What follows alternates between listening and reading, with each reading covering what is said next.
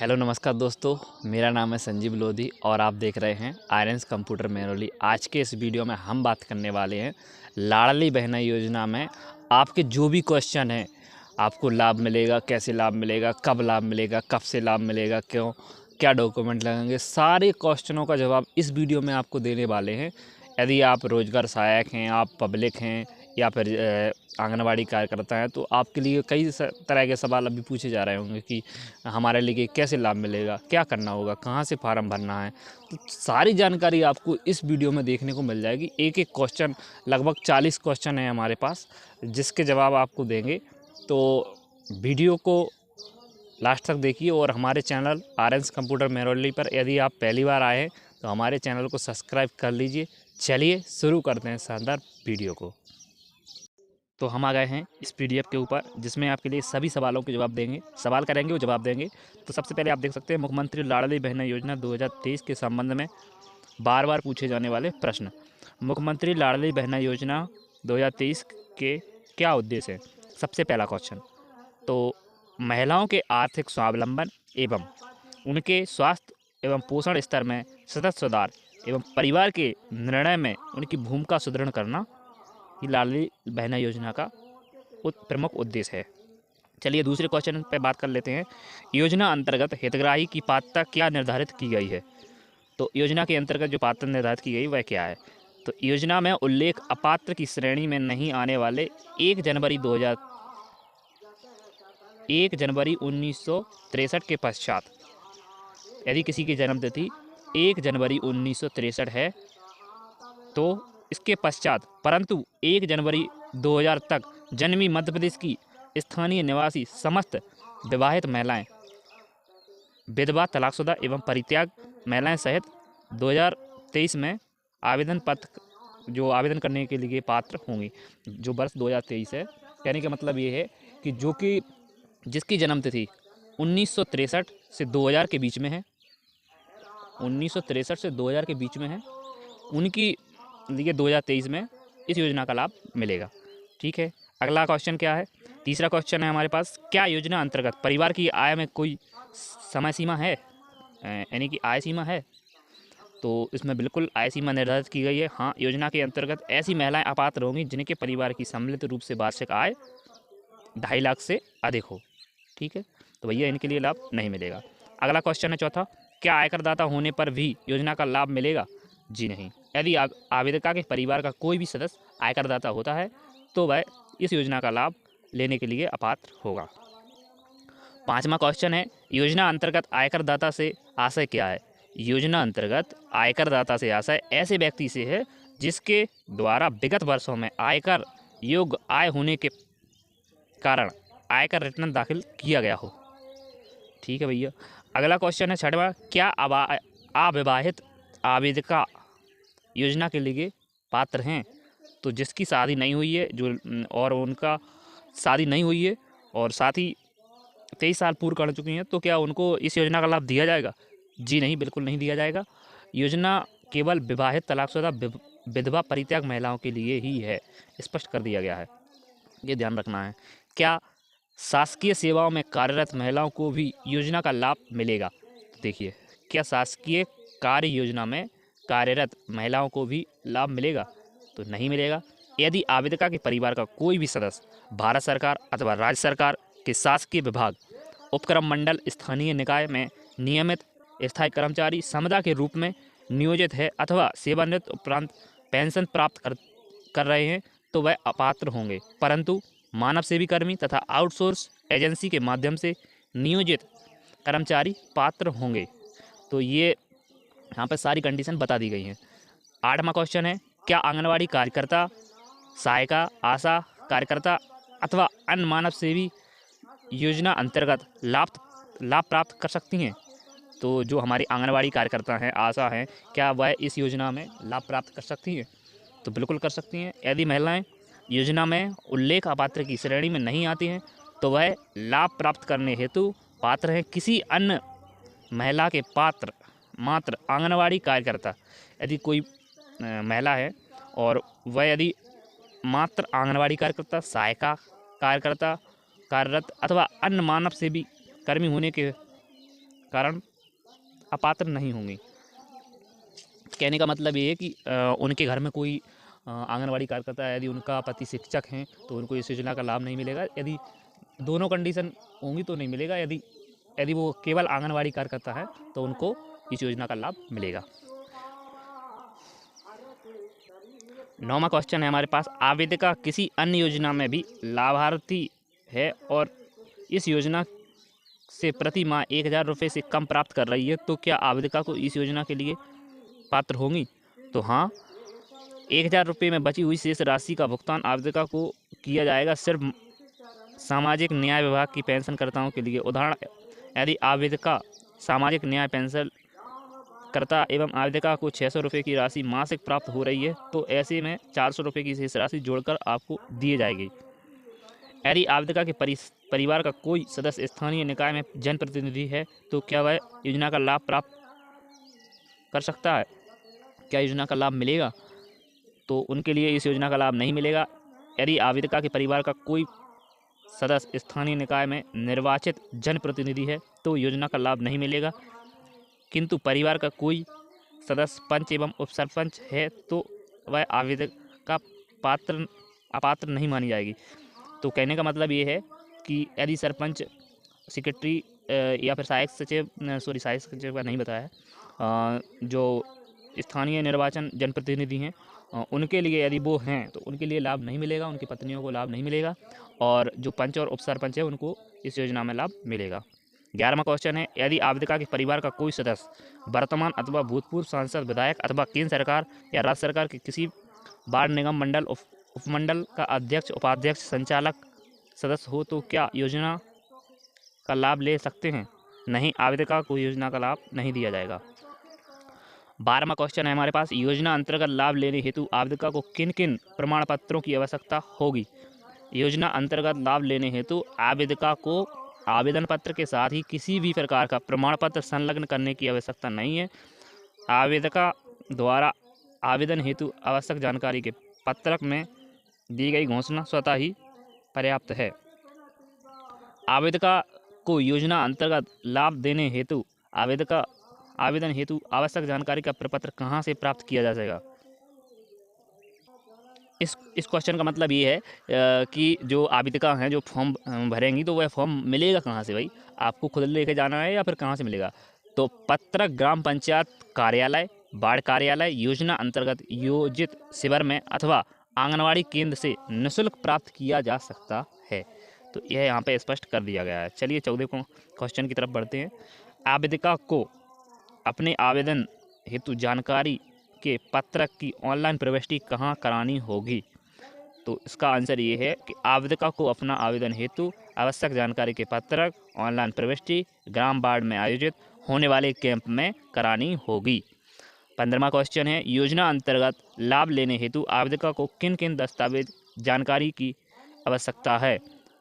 आवेदिका के पास परिवार समग्र आईडी, व्यक्तिगत समग्र आईडी, आधार कार्ड, स्वयं का आधार लिंक, डीबीटी इनेबल बैंक खाता एवं मोबाइल नंबर जिस पर आवेदन की ऑनलाइन प्रविष्टि की समय ओटीपी भेजा जाएगा होना अनिवार्य है। तो ये दस्तावेज आपको लेके जाना अनिवार्य है। योजना अंतर्गत परिवार से आशय क्या है?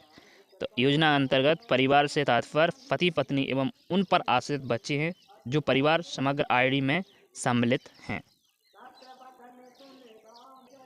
17वां क्वेश्चन है, क्या एक ही परिवार में एक से अधिक पात्र महिलाएं भी आवेदन कर सकती हैं? हाँ, परिवार का अर्थ है पति पत्नी और उन पर आश्रित बच्चे, ना कि संयुक्त परिवार।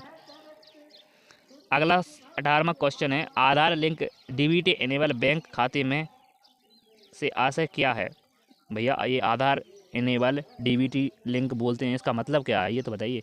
इसका मतलब ये है आधार लिंक डीबीटी इनेबल बैंक खाते से आशय बैंक खाते का आवेदिका के आधार से लिंक होना तथा आधार नंबर के माध्यम से ही राशि का बैंक खाते में अंतरण से है। इसका मतलब ये है कि यदि आपका डीबीटी इनेबल है तो आपको बैंक अकाउंट की ज़रूरत नहीं पड़ेगी, आपके आधार नंबर से ही आपके खाते में पैसा चला जाएगा। ठीक है, 19वां क्वेश्चन है, आवेदका अपने बैंक खाते को आधार लिंक डीबीटी इनेबल कैसे कर सकती है, यानी कि जो डीबीटी इनेबल का काम है वो कैसे करवा सकती हैं।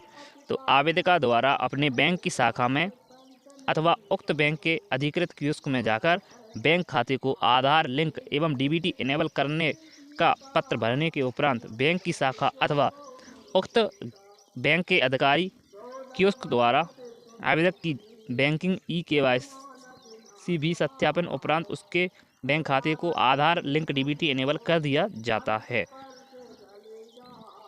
तो कहने का मतलब ये है कि आपका जहाँ पे खाता खुला है आप वहाँ पे जाइए और वहाँ पे एक फॉर्म लीजिए, उसको भरिए, आपका आधार से लिंक हो जाएगा और डीबीटी इनेबल कर दिया जाएगा। यदि आवेदका और उनके पति अथवा परिवार के किसी अन्य सदस्य के साथ संयुक्त खाता है तो क्या मैं योजना अंतर्गत पात्र होने पर उक्त राशि में खाते में राशि प्राप्त कर सकती हूँ। इस क्वेश्चन का मतलब ये है कि मेरा और मेरे पति या बच्चों का संयुक्त खाता है तो या फिर जॉइंट खाता है तो क्या मैं इस योजना का लाभ ले सकती हूँ। तो इसका आंसर क्या है बताते हैं। तो जी नहीं, आप इस योजना का लाभ नहीं ले सकती हैं। योजना अंतर्गत पात्र पाए जाने वाले आवेदका को योजना का लाभ प्राप्त करने हेतु स्वयं का बैंक खाता खुलवाना अनिवार्य है तथा उक्त खाते को आधार से लिंक कराना एवं डीबीटी इनेबल कराना अनिवार्य है। ये था 20वां क्वेश्चन। अगला 21वां क्वेश्चन है, समग्र पोर्टल में ई-केवाईसी से क्या आशय है। उक्त ई-केवाईसी से आशय किसी व्यक्ति की समग्र पोर्टल समग्र.gov.in में स्वयं की आधार आईडी एवं उनकी आधार में दर्ज जानकारी यथा नाम, अभिभावक का नाम, जन्मतिथि, लिंग का मिलान करने से है। उक्त आईडी में जानकारी एक समान होने पर समग्र पोर्टल में ई-केवाईसी तत्काल सत्यापित हो जाती है। नेक्स्ट क्वेश्चन है 22वां हमारा, समग्र पोर्टल में ई-केवाईसी कहाँ जाकर कराई जा सकती है। तो इसका आशय है नज़दीकी लोक सेवा केंद्र, एमपी ऑनलाइन या कॉमन सर्विस सेंटर पर जाकर अपने आधार ई-केवाईसी के माध्यम से 2 तरीके से निःशुल्क करा सकते हैं। तो इसका तरीका क्या है। सबसे पहला तरीका है आपका आधार लिंक मोबाइल नंबर पर ओटीपी के माध्यम से। इसके लिए आधार से मोबाइल नंबर पूर्व में लिंक होना अनिवार्य है। दूसरा है बायोमेट्रिक डिवाइस के माध्यम से सत्यापन के द्वारा। अगला 23वां क्वेश्चन है, क्या आवेदिका स्वयं समग्र पोर्टल में ई-केवाईसी कर सकती हैं। तो इसका मतलब क्या है, पहले तो आपको बता दें। इसका मतलब ये है, क्या आपका परिवार आईडी आप स्वयं से आधार कार्ड से लिंक कर सकती हैं। तो बिल्कुल आप कर सकती हैं। कैसे करना है वो आपको बताते हैं। समग्र पोर्टल पर आवेदक स्वयं द्वारा भी निःशुल्क ई-केवाईसी अपने समग्र को आधार से लिंक किया जा सकता है। आवेदिका स्वयं समग्र पोर्टल में ई-केवाईसी कैसे कर सकती हैं। इसका आंसर ये है, आवेदिका स्वयं समग्र पोर्टल में अपनी समग्र आईडी प्रविष्ट कर आधार नंबर दर्ज करें तथा आधार से प्राप्त ओटीपी की प्रविष्टि कर अपने आधार को सत्यापित करें। दूसरा, मोबाइल नंबर पर ओटीपी दर्ज कर ओटीपी को सत्यापित करना है। इसके बाद आधार में दर्ज आवेदिका का नाम, जन्मतिथि, लिंक का समग्र डाटा से मिलान होने पर आवेदिका का आधार ई-केवाईसी सफलतापूर्वक दर्ज हो जाएगा। मिलान न होने की स्थिति में आधार ई-केवाईसी का अनुरोध स्थानीय निकाय को अनुमोदन हेतु प्रेषित हो जाता है। यदि आवेदिका की समग्र आईडी एवं आधार में पृथक जानकारी दर्ज है तो आवेदिका समग्र आईडी में अपनी ई-केवाईसी कैसे सत्यापित कर सकती है। यदि आवेदिका समग्र आईडी एवं आधार आईडी में पृथक जानकारी दर्ज है तो समग्र पोर्टल में आधार में दर्ज जानकारी को समग्र में ओवरराइट करने का प्रावधान है। इसके लिए आवेदिका को पोर्टल पर ऑनलाइन सहमति के ऑनलाइन अनुरोध पर स्थानीय निकाय के अनुमोदन उपरांत दोनों आईडी में समग्र एवं आधार में एक समान जानकारी हो जाती है और ई-केवाईसी पूर्ण हो जाती है। अगला क्वेश्चन है 26वां, क्या योजना अंतर्गत फॉर्म भरने अथवा समग्र ई-केवाईसी पूर्ण करने हेतु आवेदिका को कोई शुल्क देना होगा। तो इसका आंसर ये है, जी नहीं, उक्त दोनों सेवाएं निःशुल्क हैं। क्या यदि आवेदिका के परिवार का कोई भी सदस्य योजना अंतर्गत अपात्र रहने वाली श्रेणी में आता है परंतु वह आवेदिका के परिवार समग्र आईडी में सम्मिलित नहीं है तो क्या आवेदका उस व्यक्ति के कारण योजना अंतर्गत अपात्र मानी जाएगी? जी नहीं, यदि आवेदका स्वयं या परिवार आईडी में सम्मिलित सदस्य योजना अंतर्गत अपात्र की श्रेणी में आते हैं अथवा आवेदका पात्रता की शर्तें पूर्ण करती हैं तो आवेदका योजना अंतर्गत लाभ लेने हेतु पात्र होगी। क्या सदस्य की समग्र आईडी में ई-केवाईसी होना अनिवार्य है? हाँ, बिना ई-केवाईसी के आवेदन की प्रक्रिया आगे नहीं हो पाएगी। क्या सदस्य समग्र एवं परिवार समग्र आईडी नहीं होने पर आवेदन किया जा सकता है? नहीं, आवेदन करने से पहले आवेदका को सदस्य समग्र एवं परिवार सदस्य आईडी के लिए समग्र पोर्टल पर आवेदन करना होगा। सदस्य समग्र एवं परिवार समग्र आईडी बन जाने के बाद ही आवेदका लाडली बहना योजना के लिए आवेदन कर सकते हैं। 30वां क्वेश्चन, क्या आवेदका अपने समग्र ई-केवाईसी की जांच कर सकती है? हाँ, समग्र आईडी पोर्टल पर जानकारी आवेदन समग्र ई-केवाईसी की स्थिति में देख सकती हैं। अगला क्वेश्चन है, समग्र में विवाहित स्थिति गलत दिखाई दे रही है तो इसके लिए क्या करना होगा? ग्राम पंचायत वार्ड कार्यालय पर जाकर विवाहित स्थिति को बदलने के लिए आवेदन दे सकते हैं। यदि आधार में जेंडर या जन्म तिथि गलत दिखाई दे रही है तो इसके लिए क्या करना होगा? आधार केंद्र पर जाकर अपना आधार अपडेट कराने के लिए आवेदन दे सकते हैं। 33वां क्वेश्चन है, समग्र ई-केवाईसी हो गया है पर आधार लिंक बैंक से नहीं जुड़ा है, लिंक नहीं है तो इसके लिए क्या करना होगा? संबंधित बैंक शाखा में जाकर आधार नंबर से आवेदन जमा करें एवं डीबीटी को भी सक्रिय कराने का अनुरोध करें। आधार बैंक में लिंक है पर डीबीटी सक्रिय नहीं है तो इसके लिए क्या करना होगा? संबंधित बैंक शाखा पर जाकर आधार लिंक खाते में डीबीटी को भी सक्रिय करवाने का अनुरोध करें। तो ये हमारा 35वां क्वेश्चन चल रहा है, बस 5-6 क्वेश्चन ही और बचे हैं। आवेदन की स्थिति में कैसे देख सकते हैं? आवेदक की स्थिति के लिए website portal CM Ladli Behna योजना